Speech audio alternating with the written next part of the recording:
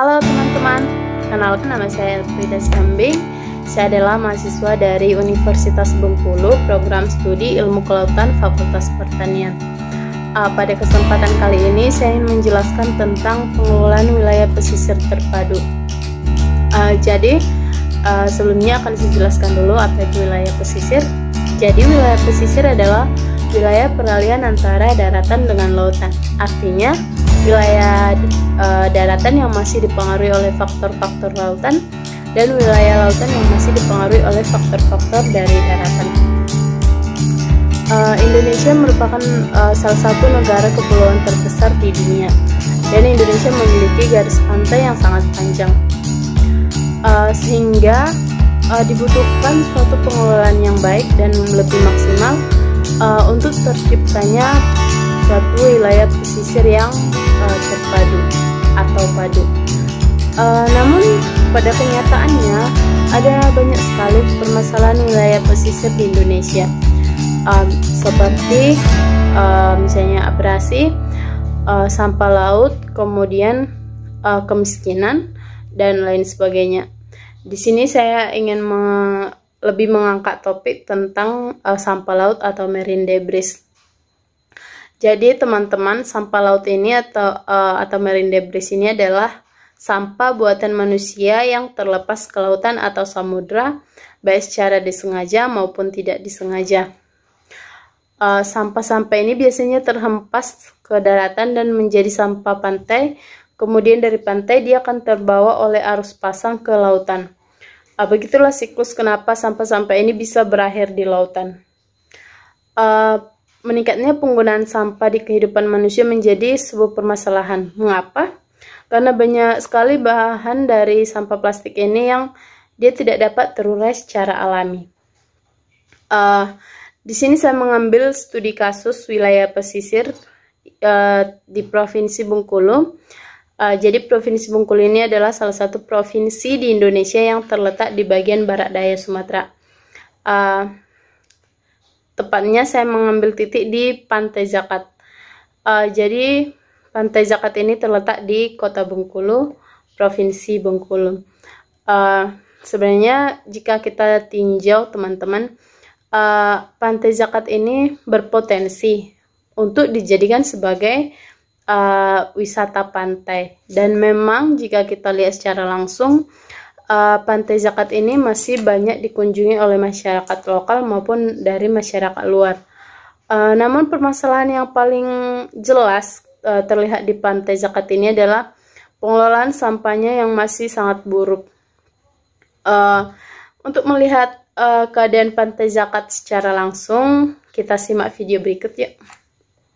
Baiklah, saya sudah berada di Pantai Zakat. Di sini saya ingin mengulas salah satu masalah wilayah pesisir yang paling umum di Indonesia, yaitu marine debris atau biasa disebut sampah laut. Apa saja sih sampah yang ada di Pantai Zakat? Bisa kita lihat secara langsung. Yuk, Titin. Di sini ada banyak sekali jenis sampah, mulai dari sampah organik, anorganik, untuk anorganik seperti kayu-kayuan maupun dari daun-daunan.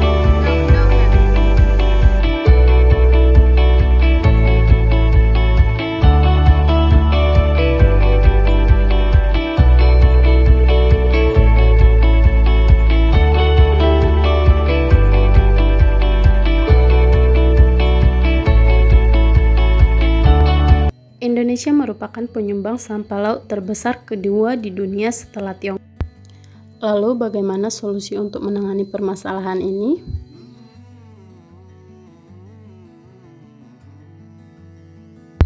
Solusi yang pertama yang dapat dilakukan adalah penegakan dan penegasan hukum lingkungan dalam bidang pengelolaan sampah. Faktor utama yang menyebabkan banyaknya sampah di wilayah pesisir adalah kurangnya penegakan hukum. Meski memiliki seperangkat perundangan dan peraturan yang mengatur dan melarang pembuangan sampah ke laut, namun implementasi penegakan hukum di Indonesia belum nampak, sehingga diperlukan upaya maksimal dari pemerintah maupun aparat untuk menegakkan hukum. Solusi yang kedua yang dapat dilakukan adalah meningkatkan kesadaran masyarakat melalui pendidikan, pelatihan, maupun sosialisasi. Pendidikan dan pelatihan ini dapat dilakukan oleh lembaga-lembaga tertentu kepada masyarakat. Utamanya dapat dilakukan kepada anak-anak sejak dini, sehingga di masa depan terciptanya ekosistem laut Indonesia yang lebih baik. Yang ketiga adalah ketersediaan tempat pembuangan sampah atau TPS, di mana dalam hal ini sampah-sampah dikumpulkan berdasarkan jenisnya. Kemudian sampah-sampah ini dapat diolah menjadi sesuatu yang bermanfaat seperti bahan bangunan berupa semen. Hal ini sudah dilakukan di beberapa kota di Indonesia, namun di kota Bengkulu sendiri hal ini masih belum dilakukan secara maksimal. Untuk mencapai keterpaduan pengelolaan sampah laut di Indonesia, maka dibutuhkan suatu dimensi yang dapat mendukung pengelolaan sampah laut secara maksimal, yaitu dimensi sektoral maupun dimensi keterkaitan bidang ilmu. Dimensi sektoral sendiri yaitu dimensi di mana perlu adanya koordinasi tugas, wewenang, dan tanggung jawab antar sektor ataupun instansi baik secara horizontal maupun vertikal. Secara vertikal seperti misalnya kerjasama antara provinsi dengan kabupaten, kabupaten dengan kecamatan, kemudian kecamatan dengan desa.